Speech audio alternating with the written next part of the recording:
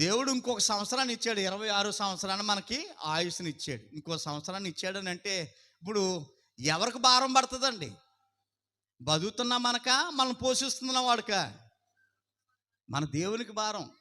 ఈ సంవత్సరం ఇచ్చి ఈ సంవత్సరం అంతా నీకు బియ్యాన్ని ఆయన కేటాయించాలి, గాలిని కేటాయించాలి, భూమిని కేటాయించాలి, నీరుని కేటాయించాలి.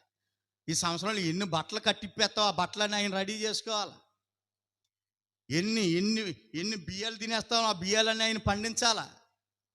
ఎంత నీరు తాగుతావో ఆ నీళ్ళన్నీ, ఎన్ని డ్రింకులు తాగుతావో, ఎన్ని బూరెలు తింటావు, ఎన్ని చేపలు తింటావు, ఎన్ని కోళ్ళు తింటావు, అవన్నీ దేవుడు ఏం చేయాలి? ఈ సంవత్సరం అంతా నీ కోసం కేటాయించాలి ఆయన.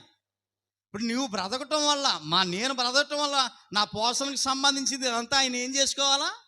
రెడీ చేసుకోవాలా. మనం ఏమనుకుంటామంటే 250 పెడితే కేజీ మాంసం వచ్చేస్తుంది కదా అని అనుకుంటాం. నువ్వు తినడానికి ఆల్రెడీ దేవుడు ఆ కోడిని ఆల్రెడీ ఎప్పుడో రెడీ చేశాడు, ఇక్కడ పంపించాడు.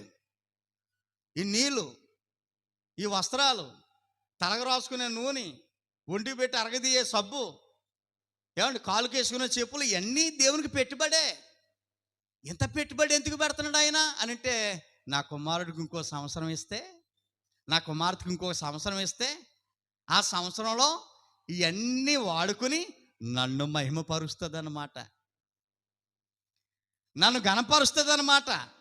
అందుకేనా నాయన, అందుకేనా నాయన నన్ను బతికించావు, అందుకే నాయన అని చెప్తున్నాడు ఆయన. అందుకే నీకు ఆయుష్నిచ్చాను, అందుకే నీకు పెట్టుబడి పెడుతున్నాను, అందుకే నేను పోషిస్తున్నాను, అందుకే నీకు ఆరోగ్యాన్ని ఇస్తూ ఉన్నాను అని చెప్తున్నాడు ఆయన.